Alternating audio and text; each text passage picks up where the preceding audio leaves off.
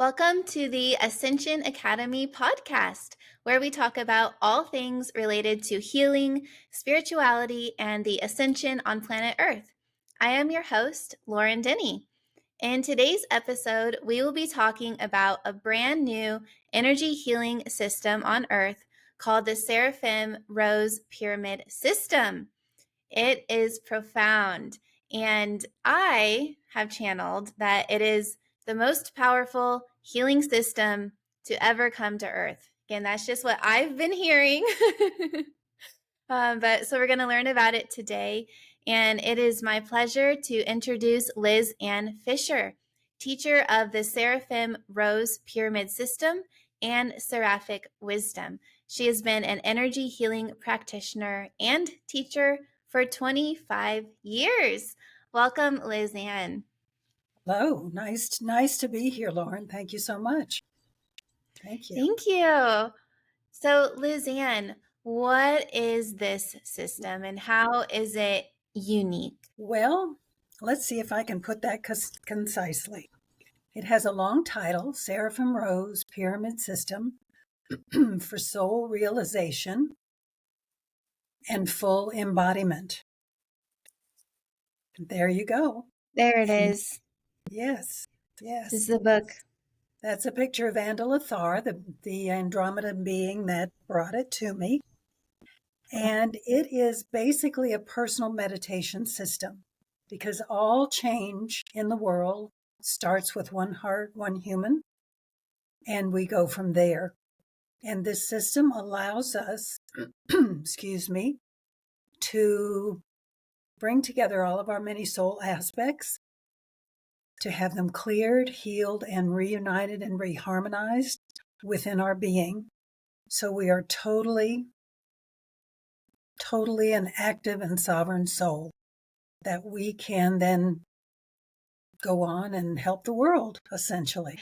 I want to ask you about this being, who he is and how this came about, and really dive into what it is and how to use it. But I also would love to start with sharing a little bit of energy with our audience. Sure. Could we do that? I'm happy to do that. And if I can give that a little intro.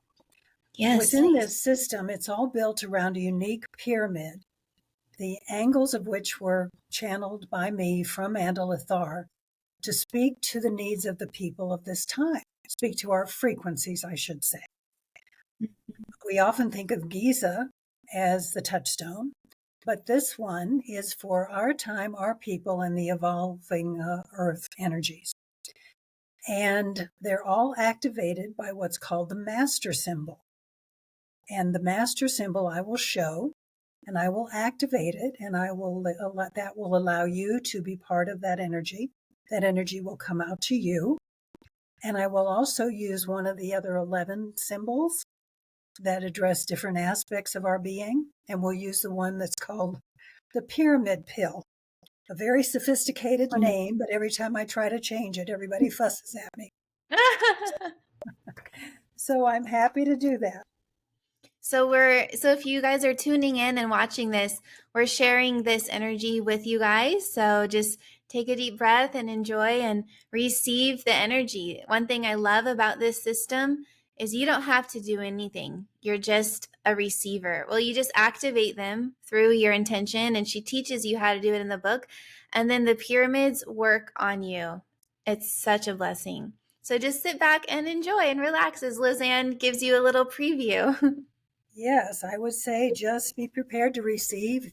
Try to disengage your curious mind for a moment and reach into your heart. But this is the first one that I will be doing. This is the master symbol that turns on the system. Exactly. And so now that you've seen it, I'm going to put it down so that I can focus on that. Mm-hmm. But then when I'm finished activating that one, this is the one that I will be doing for you. That's called the pyramid pill. And this brings everything into the present moment because healing happens in the present moment. Okay? That is so helpful. My mind is always running all the time, and it's so hard to come into the now. I didn't realize that's what that symbol specifically was helping to do. Yes, it does. I can talk a little more about that later, but let's go ahead and enjoy the energy getting started. Okay. All right, the master symbol is being activated at this point. So just close your eyes and receive.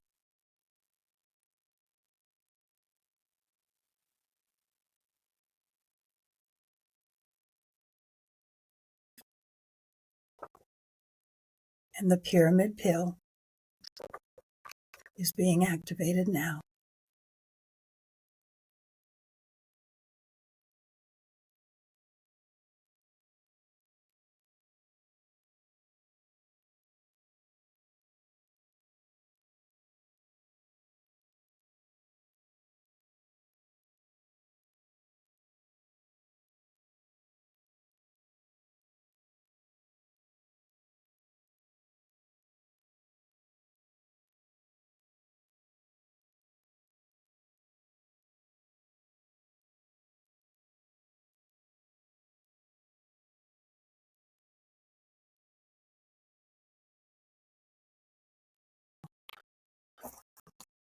Okay, that is complete. So please take a breath in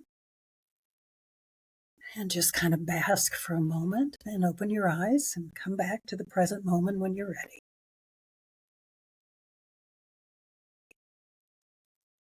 I feel that. Oh, yeah. Good, good. It's all energy, and energy travels through computers and screens. So I'm Yes, it glad you're feels able to feel wonderful. it. Good, And good. you said that that pyramid pill will last all day. It'll stay activated all day. Right. The reason it was named a pill is because it has to do with physical healing. And think of it like a time release capsule, like a time release Tylenol or something. Yeah. It will stay active as long as you need to have it working. And when a situation is done, then it dissolves, disappears. Okay, this is Love this it. is the only symbol in the system that you don't have to close, so to speak. You leave you leave this one open. Mm-hmm. The two little pyramids are past and present, bringing it into the now for your healing on any level. Wow.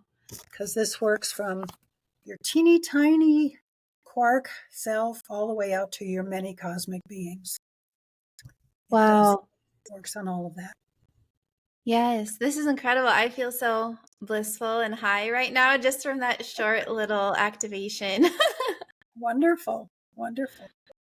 Wonderful. Yeah, and throughout the interview today, I'll kind of jump in from time to time and share my experience because I've been using this system for a couple of months.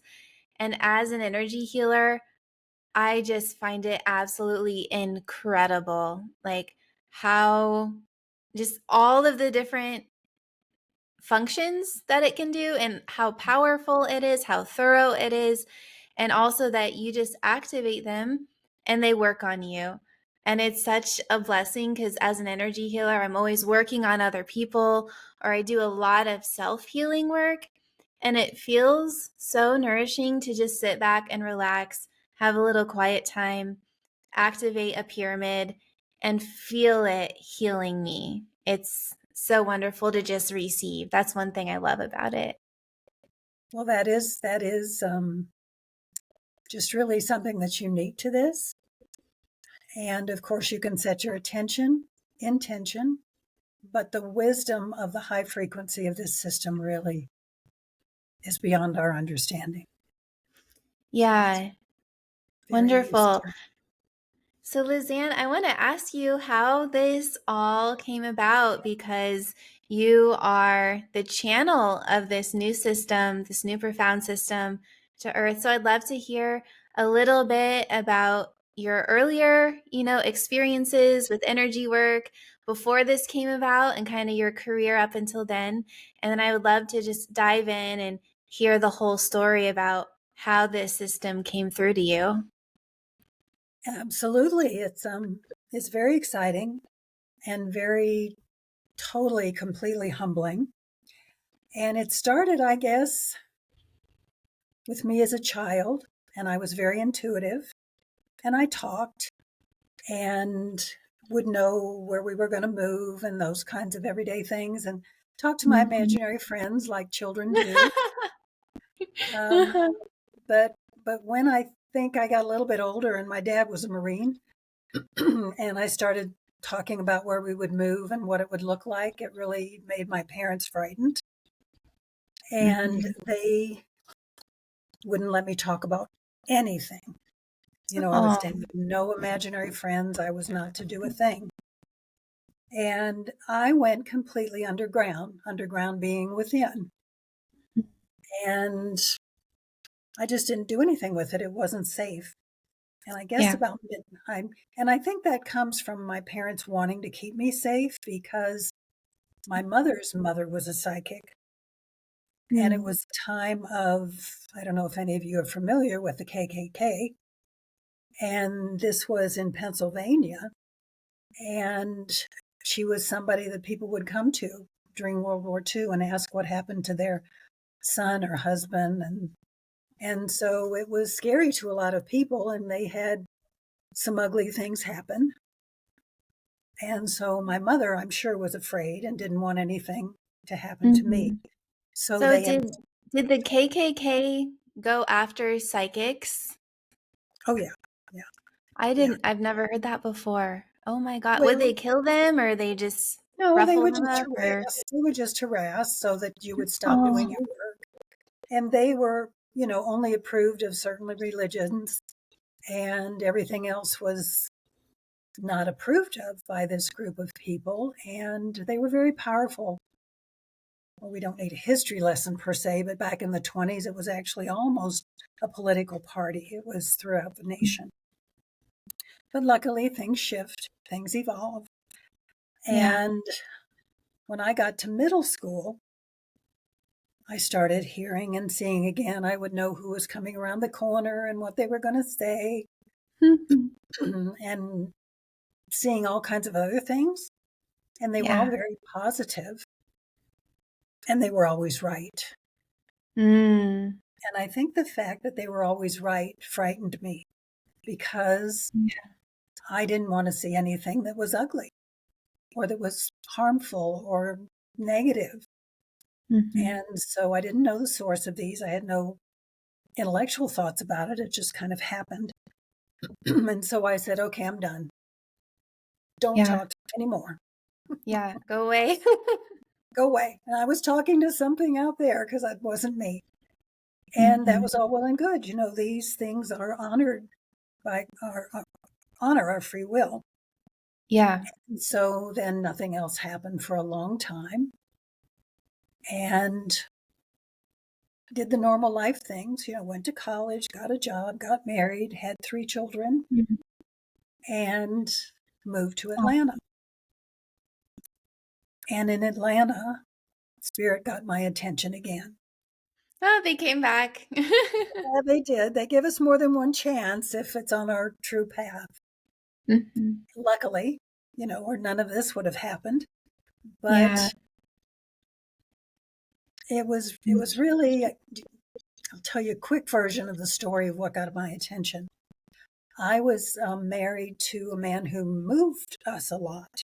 I never Mm. thought about it because I was military and my dad moved us every 2 years. But somewhere along the line, when I had 3 little children, I let the packers pack everything and I forgot about pulling out my jewelry. Didn't occur to me. I just wasn't thinking about it. And so a necklace was missing, my favorite one.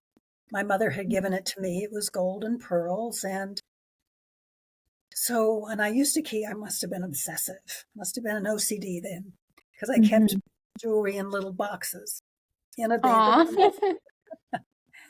And so every time we moved, I opened all the boxes and looked for this piece, and it wasn't there. And after 2 or 3 moves, I gave up that it would, I just finally accepted that it wasn't there. And then we moved to Atlanta. Just incidentally, I think it would have happened anywhere. And my middle child was about middle school age, and she loved going through jewelry like little girls do. Mm-hmm. And I had arranged it in my drawer, again, looking in every little box to see if I'd missed this necklace. But so anyway, she says, well, can I look in your jewelry drawer? And I said, sure. And she opened up the drawer, and in a box without a top, long like it would hold a necklace and a pendant, was my missing necklace. Oh, It was there. And that caused me to sit down, because this necklace had traveled through time and space to it come back. just appeared. It just appeared. Wasn't even in the same shape boxes of the ones I had. Oh, wow. Yeah, it was pretty awesome Wow. and surprising. And so I sat down and said, okay, Spirit, you've got my attention. What do you want me to do? Wow. And I started going to a church in the area, and they said they were having a Reiki talk after the service. I'd never even heard the word Reiki, Mm-hmm. but I literally could feel hands on my back pushing me to go do this. So I did it, Wow. and I came out an afternoon's worth and was was Reiki 1, at that point. Mm-hmm. But it felt very familiar to me. And I of bet. course, I was curious, and all kinds of little things started to happen. So I just went on with that and became a Reiki master and a teacher. And through life circumstances, I did have kind of a part-time Reiki practice at that point. But we all start somewhere. As I say, I didn't know what the word Yes. Reiki meant. But also at this church, we were doing something outside one day, and they said, okay, we're going to hold hands and get grounded. And I'm going, okay, fine. What on earth are you talking about? Didn't know anything. Didn't know anything. So people that are just learning, just keep on asking questions and snooping around. So anyway, I got a divorce, moved to North Georgia, and started a Reiki practice. And I was Amazing. naive still at this point, and also excited about Reiki because I knew what it could do, and I knew what I Yeah. could do with it. And this was a small, traditional North Georgia town. Uh-oh. And the only Reiki places of which there were a few, but they were behind herb shops, and they were basically kind of hidden. Well, I was looking for a place to open a shop, and I couldn't find anything, or a healing center. And I said, okay, if you want me to stay and you want me to do this, please show me a place. But the place they rented for me was in the same block as the hospital in that town. So I was a Oh, block away wow. from the hospital.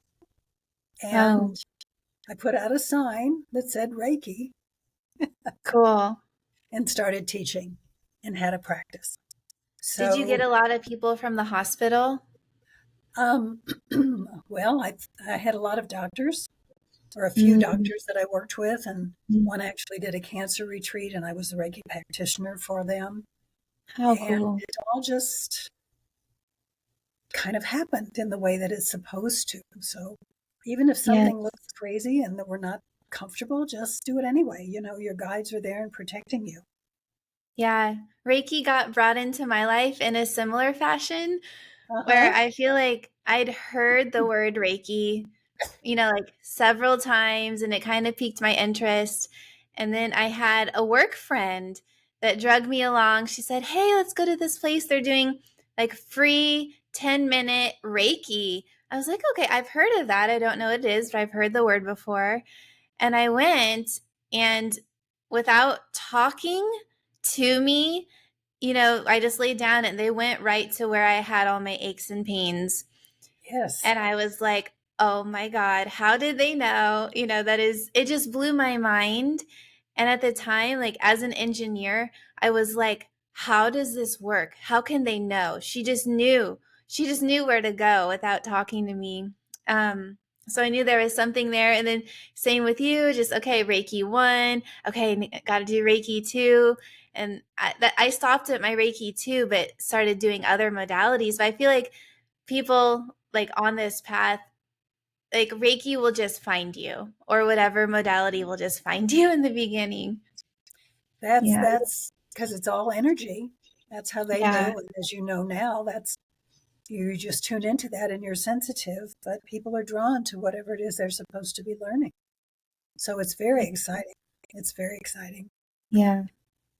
Well, I ended up staying in this little town 3 years, 4 years, something like that.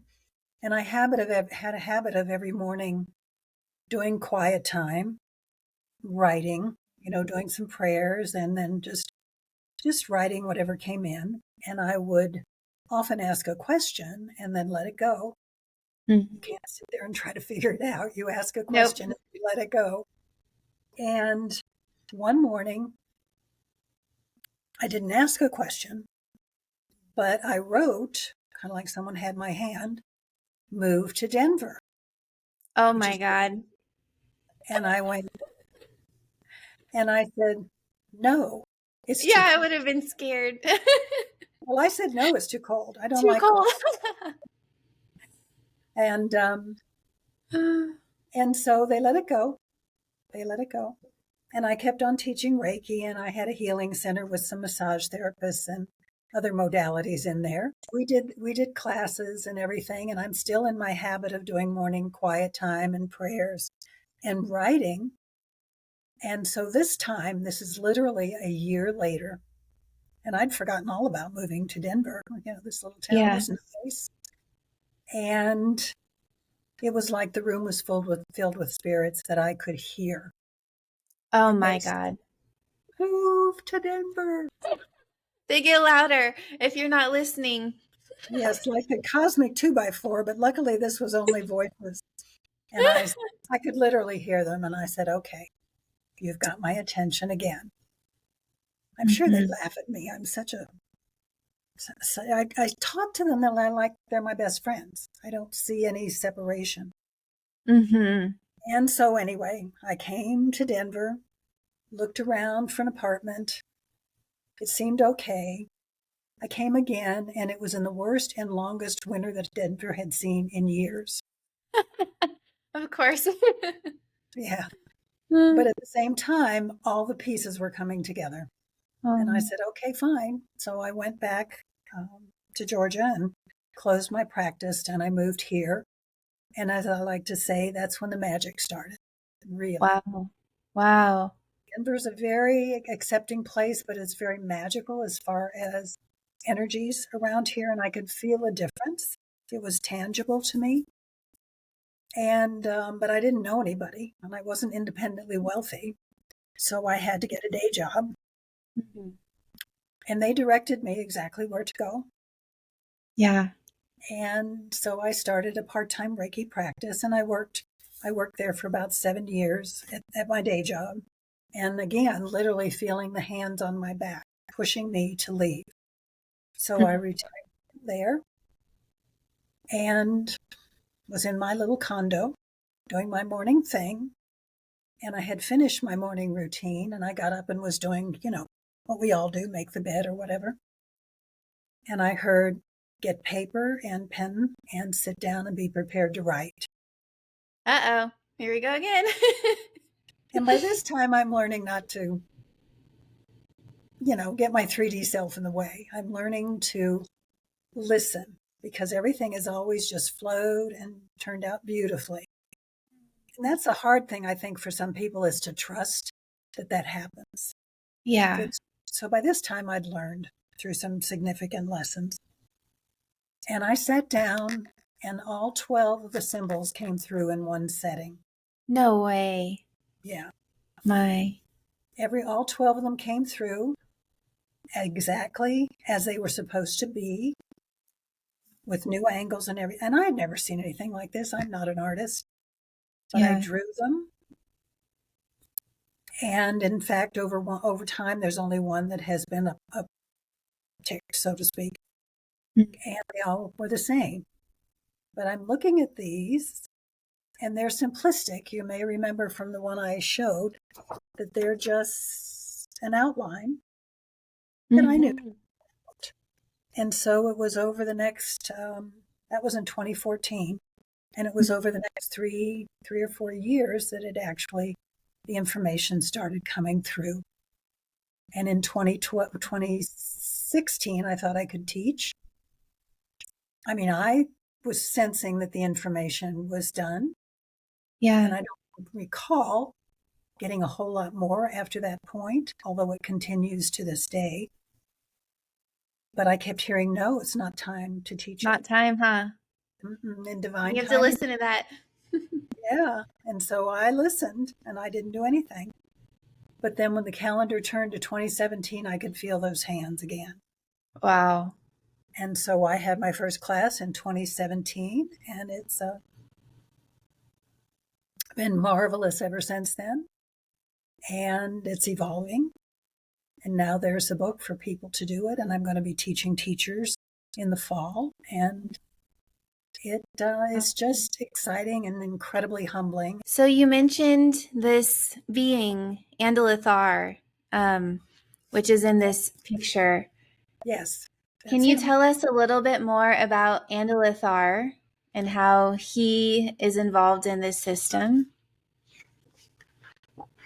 He is the primary channel. He's an ambassador from the Andromeda galaxy.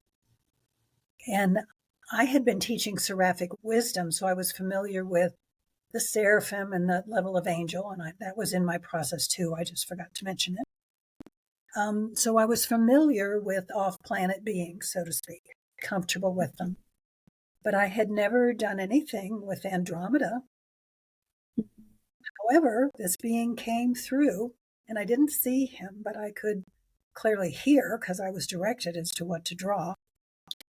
And then an intuitive artist that I know, I said, I'd like you to see if you can bring through what this being looks like.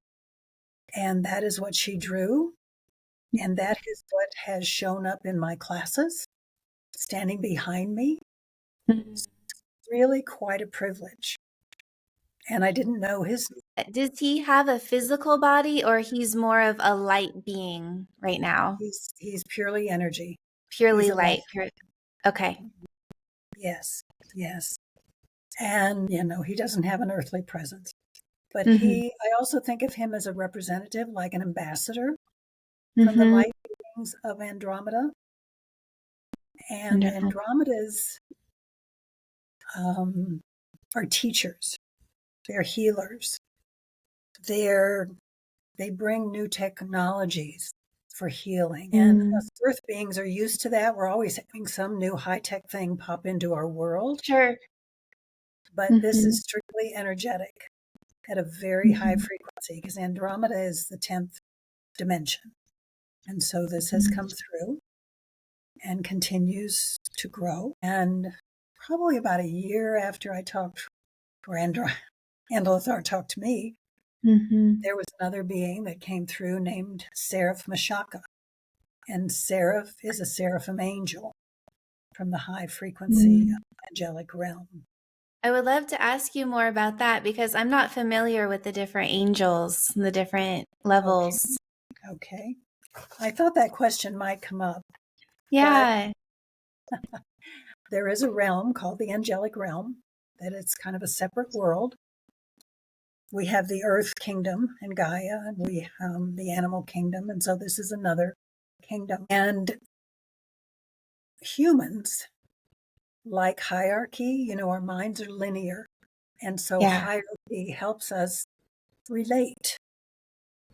And the Seraphim, there's 3 choirs according to Christianity. You can find it all over the place in the literature and certainly online now. But in all cultures have angels. The Islamic culture has angels. The Jewish culture has angels. The Native Americans have spirit guides. It's all the same, high frequency beings guiding humans. Now, within the Christian tradition, there are what's called choirs of angels. And I never heard of that. It was always sing choirs of angels at Christmas time, in the Christmas carols. But there are 3 choirs, and within each choir, there are 3 types of angels. Oh, Okay. And the first choir are the angels that are closest to Creator, that really don't have much to do directly with humanity. I see. And the seraphim are the highest frequency of the angels. Wow. They're So said they're to closest to creator source, that frequency. absolutely. In fact, they're said to sit at the throne. This is all which, we use these words so that we can relate. Who knows how Yeah. it really looks, so to speak, so we won't get hung up Yeah. on that.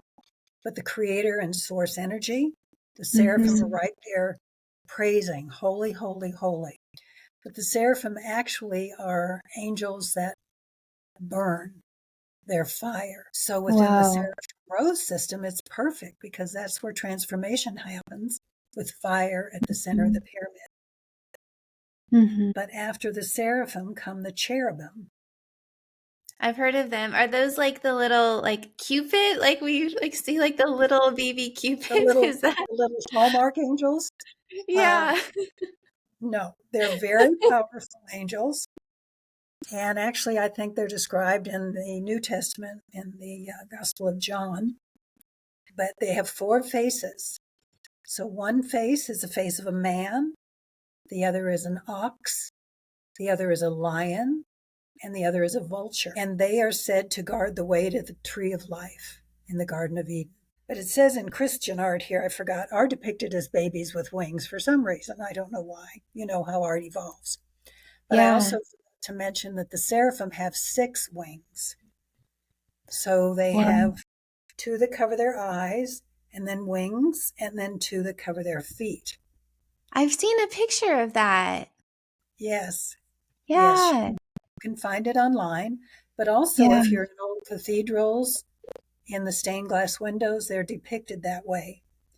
Because Oh. in the prophet of the Old Testament, Isaiah, had a vision, and this is what he saw. They came to him in fire, and he saw these angels with 6 wings, and he was purified by an angel in his vision that touched charcoal, burning fire essentially Burning. to purify. And so that's where all that comes from. So, but Wow. they're the highest. And historically, they have only spoken to masters and prophets over time. They have I not see. spoken to us mere mortals. I see. Yeah. Yes. Because usually when you hear about angels, I hear about, guardian angels or archangels. And, Mhm. even personally, as someone who's not religious, but someone who's just an explorer, Mhm. and through my explorations with meditation and connecting with spirit and guides and Reiki and energy, they're real and you can connect with them. I don't care what religion you are. These Right. are real beings that exist. Exactly. They're energy light beings. Yeah. And without going through all of them, unless you'd like me to, I can move down to the third choir. Remember, we started with the first choir at the Yeah. Seraphim. The third choir are the angels that operate closest to Earth. These are the ones that have interactions with humans. And this is where you find your archangels. Gotcha. That makes sense. That's why, like, I've interacted with them and you hear about them all the time. Okay, Mhm. because that's their role historically is to Right, interact with humans. right, exactly. And this is where you'd find your guardian angels. Okay, it totally confirming what I just shared. Yeah. Yeah. And I bet I all of mean, us have a parking angel that we call on when yes. we can't find the Parking parking angels, space. driving angels, parking angels. That's right. That's right. Neat. Okay, cool. The 3 choirs, the different Right. frequencies. I can Cool. I'm being guided just to name them, and if any that piques your interest that you want to expand on, let me know. But in the first choir, it's the seraphim, the cherubim, and one called the thrones. Okay. And the thrones, well, we think of a judge sitting on a throne, right? They're in charge of keeping God's justice and authority throughout the universe. Okay, justice. Yes.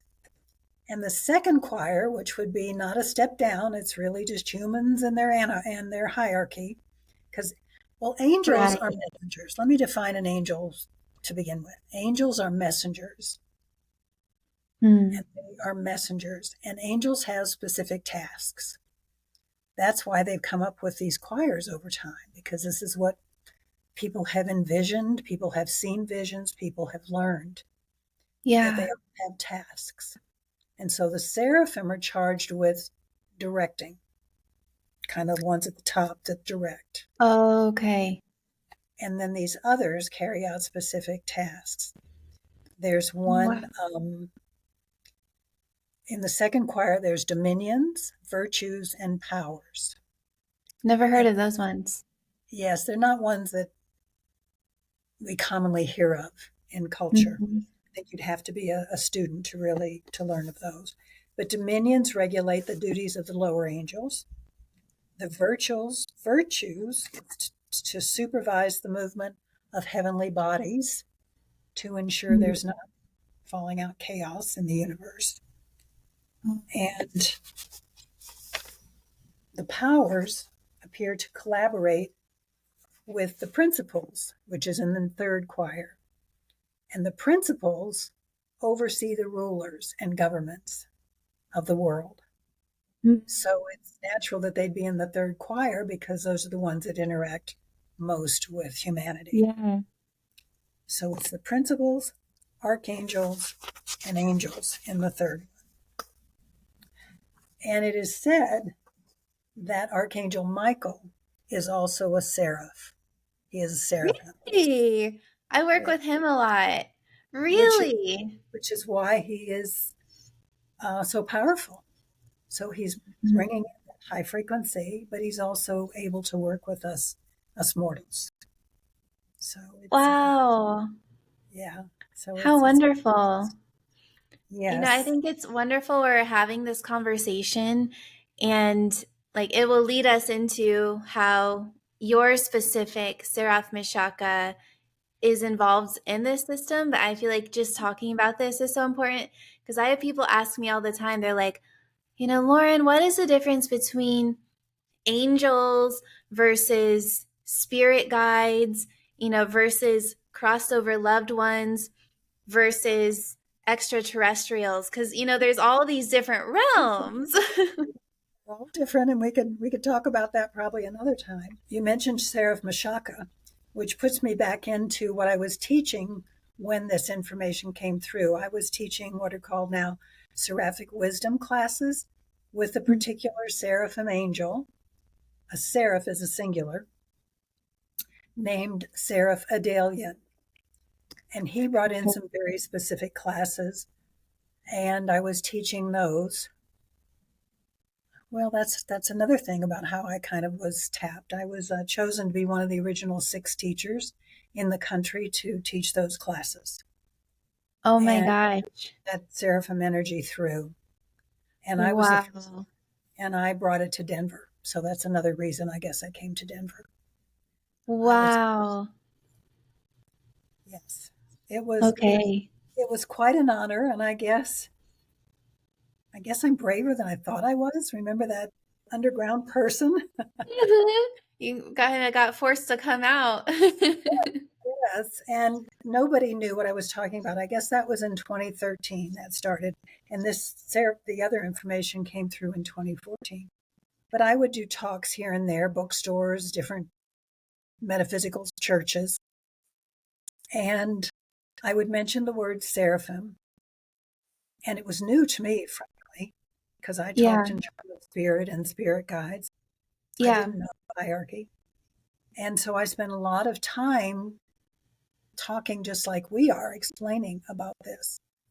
But what's Hmm. exciting is in 2012 was when the new Earth energies really came through. Mm.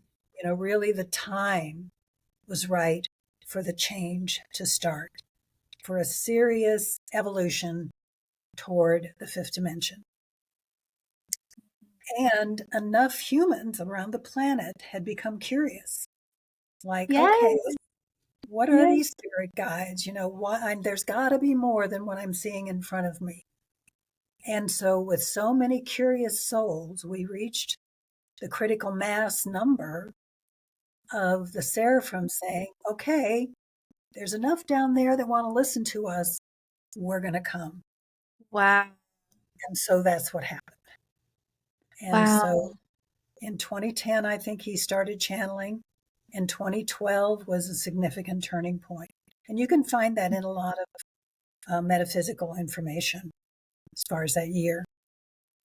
But they're here now, and we have the privilege of talking to them directly because enough of us have made that choice and evolved Wow. spiritually to be able to be a listening audience, a hearing audience, someone that will put that into practice. Because it makes sense before, if we weren't ready to listen or willing to listen, why would they, waste their time and energy on us? Basically, that's it. I understand. They're not ready to listen. Why would we bother? Yeah. And the key point is our free will. And And our angels, decision. yeah, our decision. And our spirit guides will give us other nudges, like luckily they did with me. Yeah. But if you want to ask for help from an angel, you ask. They don't come just because they're sitting on your right shoulder. But I'm going to say, comma, sometimes they step in, because all of us have stories about where we were going to run into a car, but all of a sudden we were pulled this way. Yeah. They will step in and they will help and they will keep us safe. But as far as anything specific that you want to know or specific you want help with, you need to talk with them and ask them to come in individually. Yes. It's just lovely. They're there just waiting. It's beautiful. Waiting for us to reach out. Yes. Yes, it is. Yeah. So tell us a little more about Seraph Mishaka. Okay. And how she's a part of this system. Yes. And I've often thought about that. And Andalithar, of course, brought these symbols and started giving all the meaning. I think Seraph Mishaka came in for the same reason the other seraphim are here now. That they are willing and want to bring their knowledge to us, support us, because we're comfortable with angels, just the concept of angels as humanity. And Seraph Mishaka is an angel that amplifies this system for my understanding, for my human ear and human mind. And I don't want to use the word softening, but that's coming to mind because Andalithar is a very powerful being from the Andromeda galaxy. The seraphim of themselves are very powerful beings. I had been working a number of years, well, since then, with Seraphidalian. So I was familiar with the power, the feeling, the frequency of a seraphim. And so this seems a logical way to bring it. And of course, they're right up with Creator. And so that's certainly an effort of the universe and the cosmos and the times to bring this information through. So Mishaka stepped in occasionally with an amplification of a definition or information that I might need to move this along. So she came through, like in the book, I would see parts where she kind of would add a little note with more kind of information and clarifying as you've been teaching about the system. Yes. Yes. And angels of any kind don't have gender. That's for our human mind. Okay. But to me personally, I feel Andalithar is a very strong, what you would, stereotypically think of as a masculine energy. Okay. But Seraph Mishaka, maybe that's why I said the word softer. To me, she feels soft. And that I would assign a definition of feminine. And that's really to make our minds comfortable. And that's what angels do. They'll either feel masculine or feel feminine so that our linear mind can relate to them. Rather than a blob of energy over here. Right. We have something that we can have our mind relate to. Yeah. So that's what that's and about. that makes sense that it would kind of have this balance of Andalithar, who's a more masculine energy, spirit, light being from Andromeda, with the more feminine, a little softer Seraph Mishaka angelic energy. Right. Feels Right. more balanced that way. Yes. Yes. Yeah. Yeah. Well, So you mentioned the fifth dimension and that enough people were kind of waking up on the planet and seeking, higher information, higher wisdom, higher healing. mhm.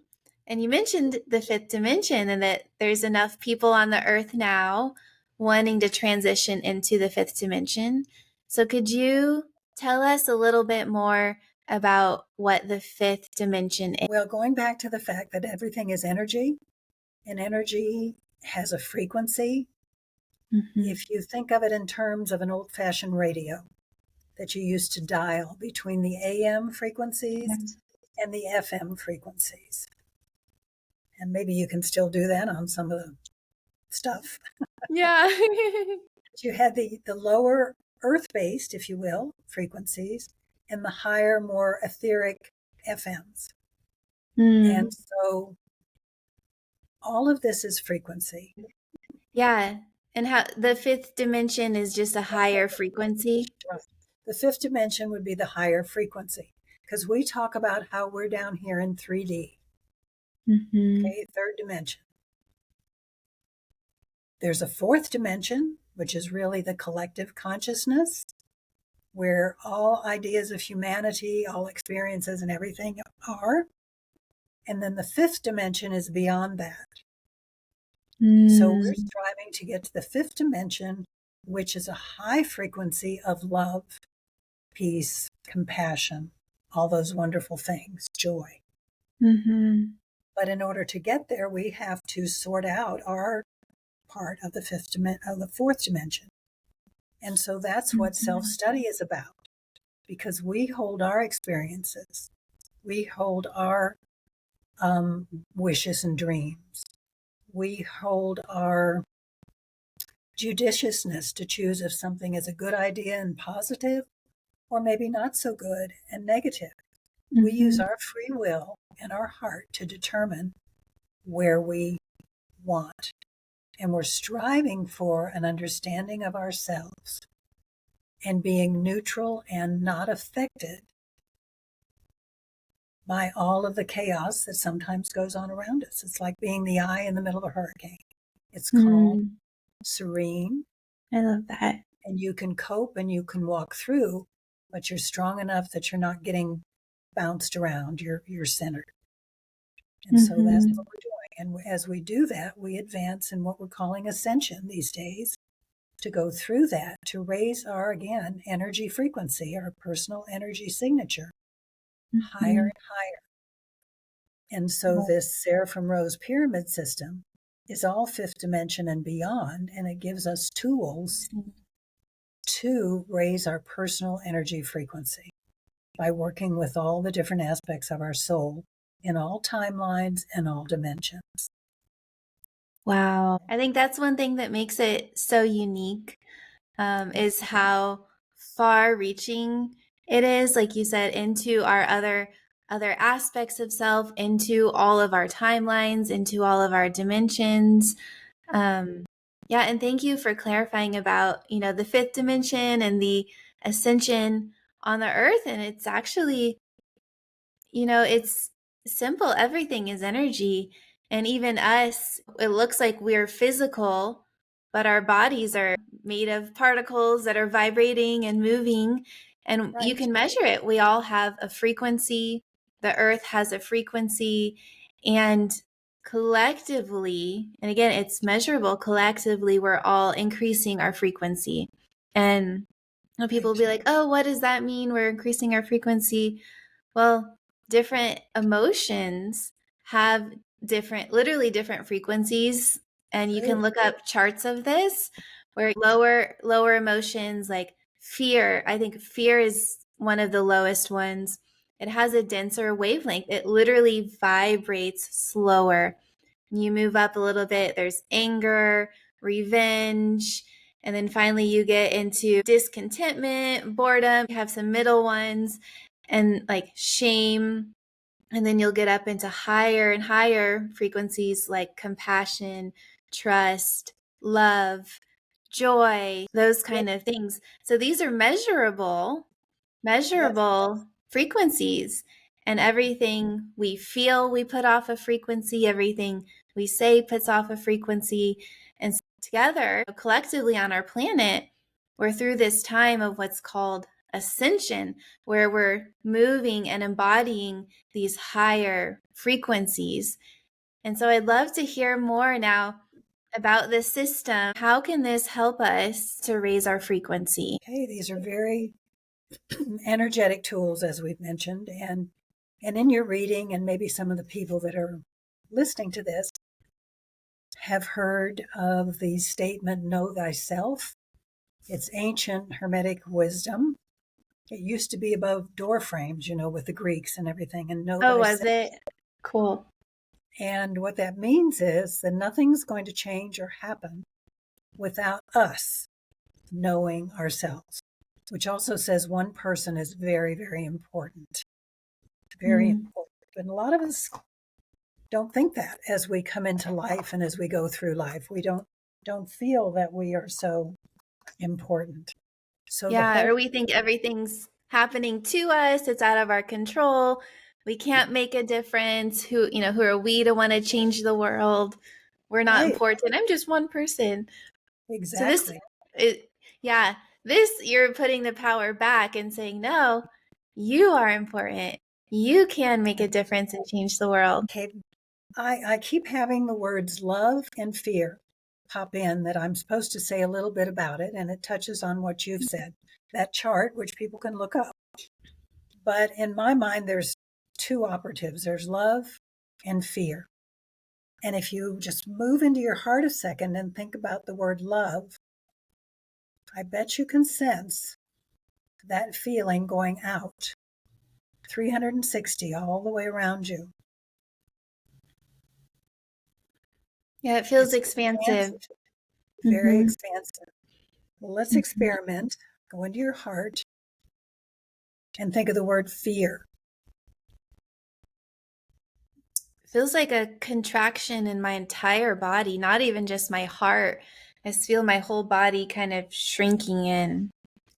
And that's exactly right. And that's an energy and it's a movement. So let's finish with love. Let's get off of fear and go back to your heart, and we'll finish with expansive love. Don't want to leave anybody in fear. Yeah.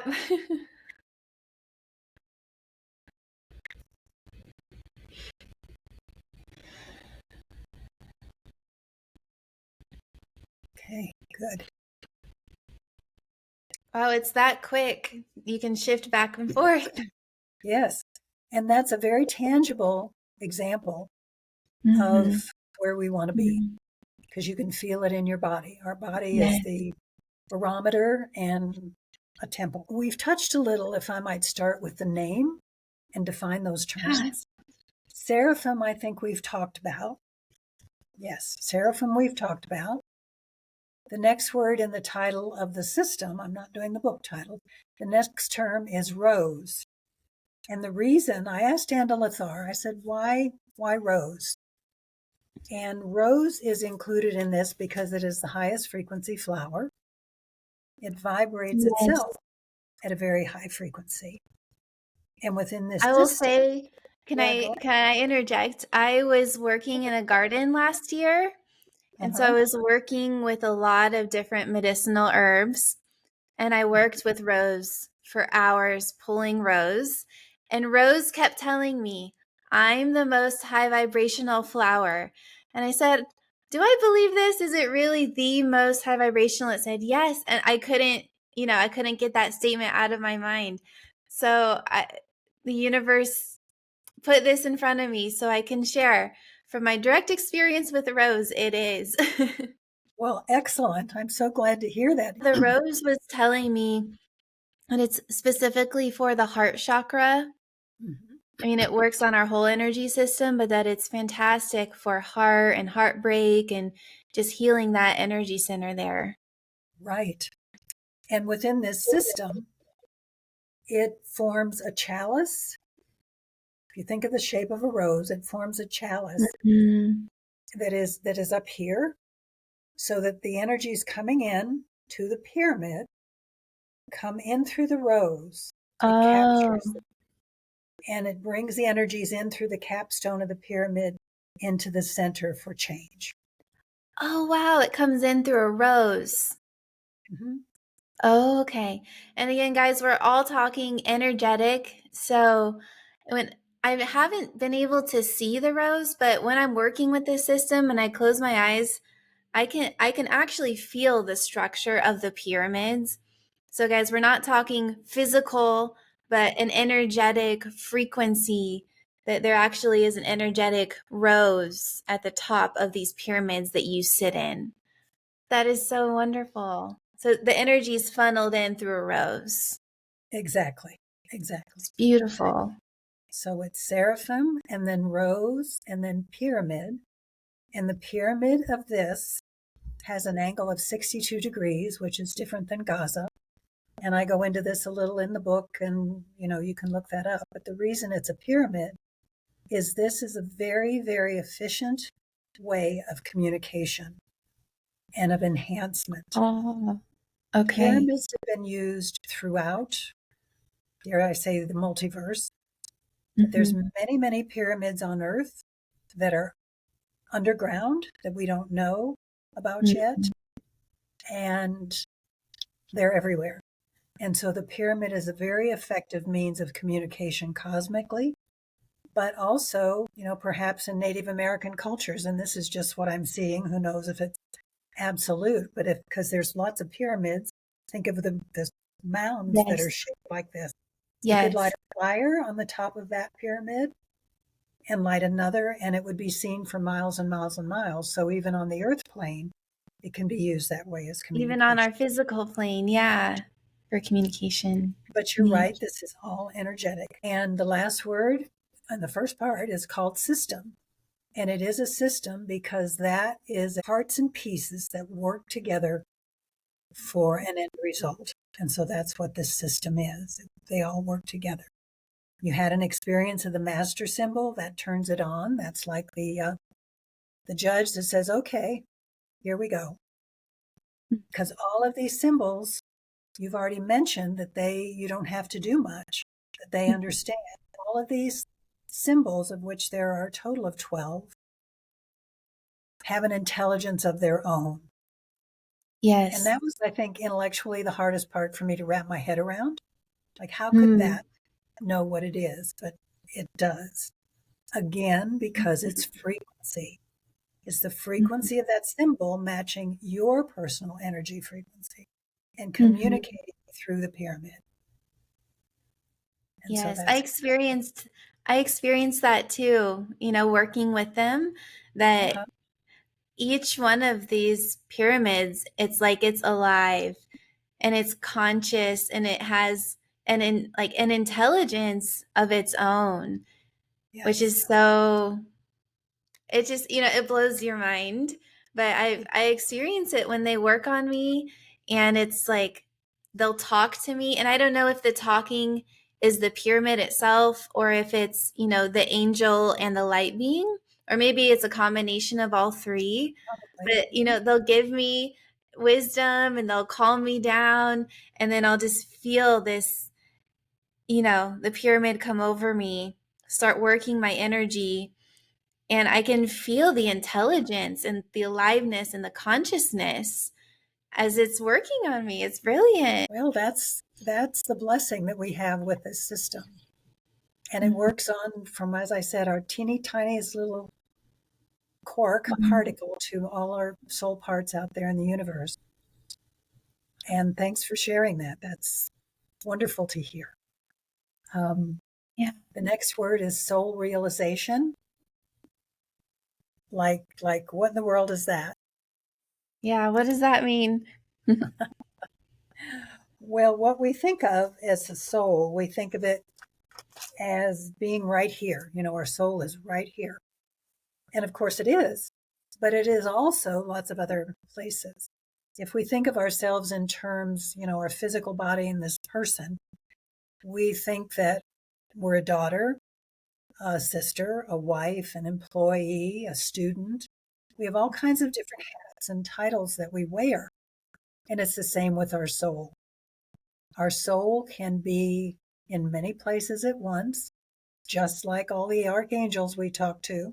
They can be Yeah. many places. And so we can be in another timeline doing something completely different than what Lauren or Lizanne look like right now. It can all happen, and it happens simultaneously, which leads into another discussion of everything is now, but we won't go there right now. We will just understand that we can be in many places and we have many aspects all at the same time. And what Yeah. the goal of this is to bring all those aspects back into this body, cleansed of anything that needs to be cleansed, and we can be fully realized within this body. And the reason for that is when all of our parts are collected, we can, through free will, choose to go to Andromeda, choose to go to another star system, choose to go help somebody in Daytona Beach, Florida. We do this by choice, and it's not going to be always our conscious mind, because we don't hear those kinds of things with our conscious mind. We hear it with our subconscious, with our unconscious. We hear it in dream time. We all go do a lot of work in dream time. Oh, yes. And you can have understandings or bleeps of, oh, I really feel like I was over there in Daytona. You can Yeah. get those kind of sensations. So that's the goal of bringing all our soul parts together. Yeah, I've heard a little bit about that concept of like bringing all of these pieces back and how empowering that is for our soul to be together. And so when you say one thing that allows us to do is we could go here or there, do you mean in our physical bodies, or do you mean our non-physical self, or maybe both, or how does That's a that good work? that's a good question. A Mm-hmm. good question. And I'd say for the majority of us, we would go energetically with another aspect of our soul to that place. Mm-hmm. But a quick story that caught me by surprise, and anybody can do it. I'm sure you all are doing it. We just haven't thought about these things. But I had a Yeah. class one time in my or someone was coming over, and I was doing some energy work on them in my little condo. And in a condo complex, you can understand how we often go in labyrinth type maneuvers to try to get where we're going. Yeah. And this person, I was up here, she didn't call, and she was lost. And she told me when she came up, and she says, well, thank you for coming outside to show me which condo to go to. And I said, really? And she says, yeah, you were there telling me, it's right up here. And I said, well, thank you. I was not aware of that. Um, so physically, in some way, and it's all beyond our comprehension, I just say thank you. I had a physical representation of me down in front of my condo. So to say, yes, can we go physically? The physical consciousness that I had was still sitting in my condo, but a holographic image was down there in front of my place directing. Mm-hmm. So this is It's all fantastic. amazing. There's all wonderful things out there. We're discovering more and more. So keep being Yes. curious. Yes. Yeah. It's funny we're chatting about this because um have you heard of our Merkabahs? A Yes. Merkabah? Yeah. Yes. Just this week, Spirit had me go reread a part of a book I have about our Merkabah, Mhm. from Drunvalo Melchizedek, from his Flower of Life. Have you heard of him or read his Flower of Life? I haven't read that. I was going to, but Yeah. I guess I've read parts and pieces. I haven't read it cover to cover. But the Merkaba is our Yeah. space capsule. It's our Yeah. transportation vehicle. It's our transportation vehicle. So I personally started working with my Merkava and, intentionally activating it in the fall. And then I've been working with your pyramids for a couple of months. And I feel like they're kind of helping each other, right? It's all our energy, our light body. I also get this sense, like you said, with this system, they're continuing to teach you and they're continuing to show you, more and more is unfolding. And I Yes. feel like we just barely understand the tip of the iceberg of what this system is. Personally, that's how I feel. Well, And and I that's feel how like I feel too. Yeah. yeah, I feel like it could lead us to interdimensional, multidimensional travel with our Merkavas. It's just, I'm kind of sensing it out in the future. Well, I think that you're right, and we are multidimensional humans. I mean, when we've got soul parts in different dimensions, that's what we are. We're multidimensional. Yeah. And if I could circle quickly back to fifth dimension, Yeah. our scientists are really working hard to discover different dimensions. And Mm-hmm. Andalithar came in specifically, and it is in the book. It says, doesn't matter. You don't need to prove that physically right now because the fifth dimension that we're talking about is within. And Yes. so that's where it is. It's within. But we are a microcosm of the macrocosm. So if we Mm-hmm. reach it here, we're going to extend out to whatever the fifth dimension looks like out there. Wow. So it's all sounds like pretty cool stuff, huh? Oh, sounds so fun. But it is basically simple. We can't understand the action and the meaning of every single symbol, but Mm-hmm. it does what it needs to do, and it's beyond our comprehension. And there are 12 symbols because 12 is the number of universal cosmic balance. And if you look, Oh, there's 12s around everywhere. 2012 is my favorite number. It was since I was a little girl, and I didn't know that. Well, there you go. Yeah. There you go. 12 zodiac, 12 months of the year. 12 men Mhm. have walked on the moon and then they stopped. Um, so now we're getting back to that. So it's all kinds of fun stuff. All kinds of fun stuff. And I know, for our listeners, it may sound very profound, but even this system, one very practical thing that I found is if I'm having anxiety, there's a symbol that just really calms me down. Or if I'm having a bad day, this can bring so much just light and heart opening and peace. So I know it's doing all this really profound stuff, but also just with all the crazy energies and doing my own healing work, it is an absolute lifesaver that I can just sit down or I lay down, activate the symbol, just hold my hand over she has the transparencies in the back to activate, and I'll just let it work on me and it just soothes. It's been a total lightsaver. I can't Which, thank you enough. Just that alone, I would be like recommending it to anyone. which symbol, if I might ask? Yeah, so there's two. I don't know, am I allowed to show them or do you just want me to tell you the numbers? You can show them if you want. So in the back of her book, she has the transparencies with the 12.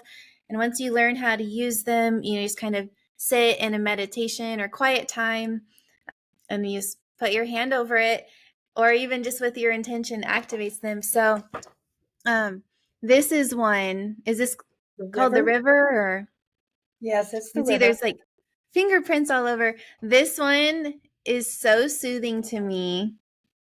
Well, that is So if I one. have Its purpose is to calm emotions.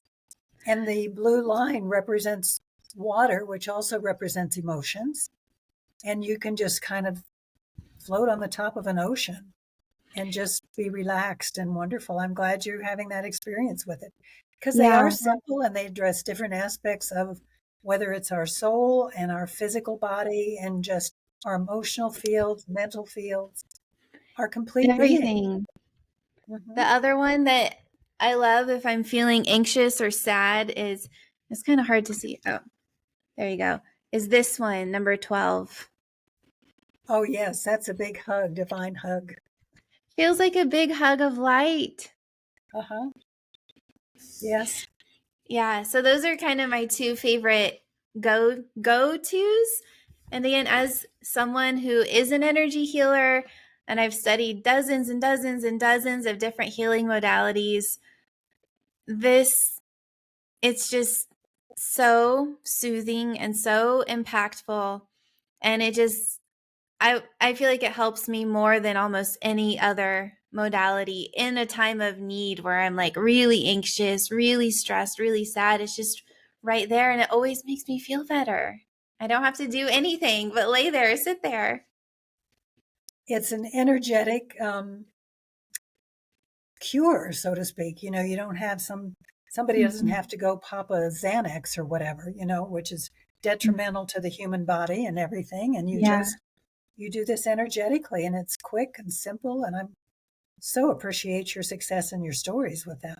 I'd love to hear that, Lauren. Yeah. And you don't have to go to an energy healer and go pay them for a session or buy a whole bunch of fancy equipment. If you have this book and you have the symbols, you can just do it at home. So it's accessible to everyone. Very true. Very true. The symbols are on transparency, which is kind of different rather than printed on a piece of paper, because Andalithar said it's necessary for the energy to flow unimpeded through the symbol. So, cool. Because we know that, if you hold up a piece of paper, it doesn't stop energy from going through it, but it is a bit of it's a bit of a barrier. And so they're in transparency, so there's no any kind of impediment for the pure healing to come through to you. Gotcha. Yeah, yes. It's amazing. So I've personally found for anxiety and stress and sadness, it's really helpful. In the very beginning, when I first started using it, I felt it really clearing out a lot of trauma, and I would be taken back to memories, sometimes very painful. And keep in mind, I've been really working on myself for years and thought a lot of this was cleared. Nope, it brought it up again, but I felt like it was really cleaning out and purging out. So could you speak to this too? Does the system clear out trauma from all of our lifetimes? Absolutely, it does. And within clearing trauma, perhaps any of the symbols would be good, because trauma affects how we feel. It affects our mental body. We keep replaying, we keep having that memory. And so all of the symbols would help with that. And there's one symbol in particular that is for long ingrained trauma, for people who have had perhaps other lifetimes or in this lifetime where they had something really serious that happened to them, but they couldn't do anything about it at the time. And so our soul was so traumatized, literally, that an imprint of that event went off to be held by the divine in loving embrace till humanity, to us individually, are able and advanced enough to heal that kind of a deep, deep, deep, deep, deep wound. And that has never been possible, so Andalithar tells me. Wow. All of those things have been held by the divine over time till humanity had the capacity to use this system. And what happens then with that kind of thing is, if you use this symbol, you don't have to relive anything that was that horrible that had to be held. Oh, okay. It is cleansed and it is seamlessly rejoined to you. Oh my God. Wow. And because it's been held like a movie frame over and over and over, but it's been held in this space. And so when it comes back, it just comes back clean and pure. And so anyone that's had really unfortunate heavy-duty trauma, that would be beneficial for them without having to relive and go through. But I found that, like in your case, if you remember something, it's because there's just that bit that needs to go, but you don't need to sit in it and talk about it for 10 years. Right. It goes away. It goes cleared and comes back into your complete wholeness. So it's there for that purpose. There's one symbol, if I can mention. It's called the diamond white light symbol. It's the pyramid with the three colors coming through. Yeah. If if you fold it, yeah, you can see it enough, I think. I'm getting a halo reflection of the. That's all right. It looks like a heavenly halo. Oh, so you see three colors. They come together in the center. They come together as individual streams of color, brought in through the rose. It's just not shown into the center of the pyramid, and they come out again like brilliant white light. And that's what it's doing to yourself, your soul. It is enhancing your individual personal physical body. It is enhancing all of your light body, sending it out, and it's opening up endless potential for you with the diamond white light, because like the rose, the diamond is the highest frequency in the stone. And if I can tell a little story, I'll make it quick. Yeah. Before I started teaching this, I was invited to go to Mexico, and I went to this little place whose name I can't pronounce, but it's in the hills south of Mexico City. Seraph Adalian, whom I mentioned, that I had been working with the Seraphic wisdom classes, told me that he wanted me to place what's called a wave of love into the land in Mexico. And in my usual way of conversing with my best friend, I said, well, I'm not going to be in charge of where I get to go. I'm going to be at the mercy of the bridal party. And I'm sure he was laughing. And so we get to Mexico, we go up into the hills, and you could tell we were getting into a place that had a little more money, because we came out of Mexico City. Everything was gated, but it was gated with tin or whatever, and then it started being gated with bricks and lovely things and artwork. And when we got to this little town, it looked very nice. You could see a little bit over the wall into lovely homes, and we knew we were coming into some place that had wealthier people, which will be clear later. And so we pulled into this bed and breakfast overlooking this little town that I think is called Tepoztlan in my butchered Spanish. And it was terraced. And as we went into the back of the bed and breakfast, you could overlook this. It overlooked this little town, and you could only see spires of churches because it was summer and everything was fully green. Seraph Adalian said, this is where I want you to put the wave of love. You're in the right spot. Yeah. And I'm going, okay, thank you. And meanwhile, there's all kinds of people around me. So my mental mind is going, am I going to do this? Am I going to do it? And so I walked down the terrace and stood by the fence or the stucco wall, and everybody else was at the top. And I said, okay, I can do this now. And so the wave of love you sent from your heart, I didn't have to do hand signs or anything.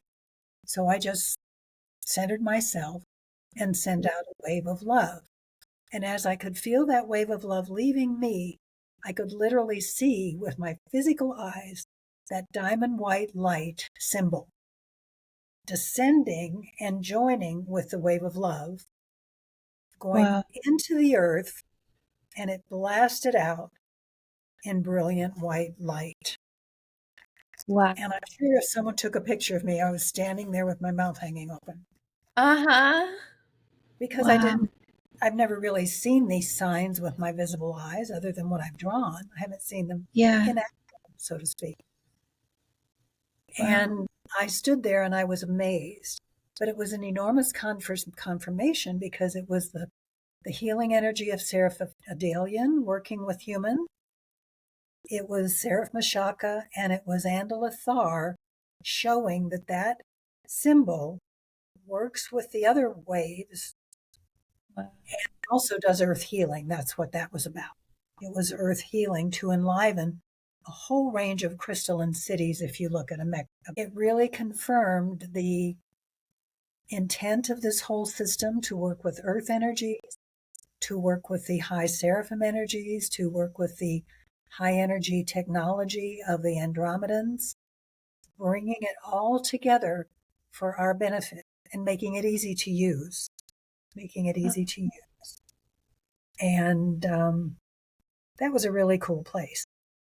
But what we found out when we got back to the States is that was the weekend that big, huge, major drug lord dug a tunnel and escaped out of jail. That was his vicinity. Wow. So that energy was clearing that very negative energy of that area. Mm. So these are multi-purpose, cosmic, but we are multidimensional cosmic beings in a physical body, and this also affects our physical body. So it's a beautiful cooperation and gift to all of us. And it Yeah. astounds me today, and I'm humbled. Absolutely. So Mm-hmm. share that. Yeah. Yeah. Thank you. That's a beautiful story. I've also I haven't used that specific symbol on land. There's one other that can be used for land healings. I forget which one now.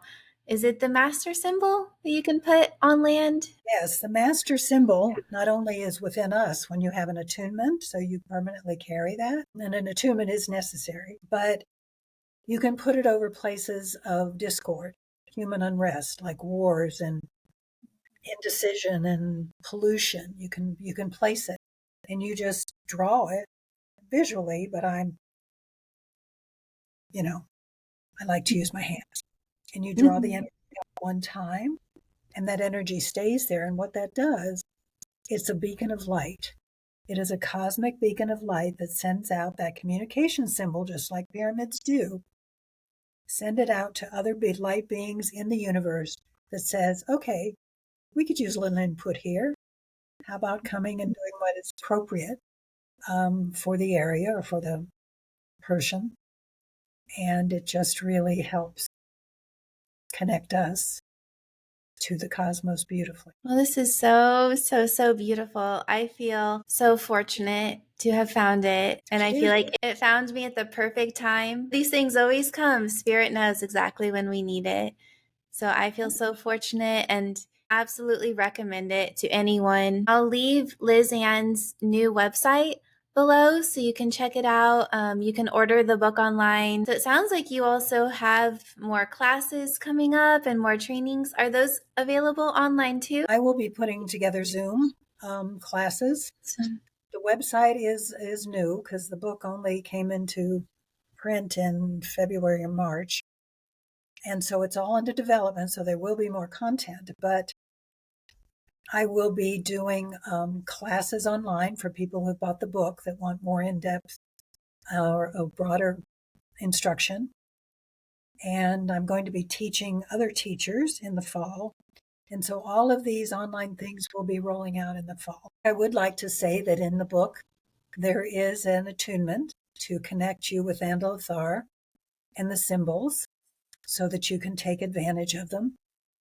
And it really is like a simple system to use. So don't do anything but know that if you're drawn to it, you're drawn to it for a reason.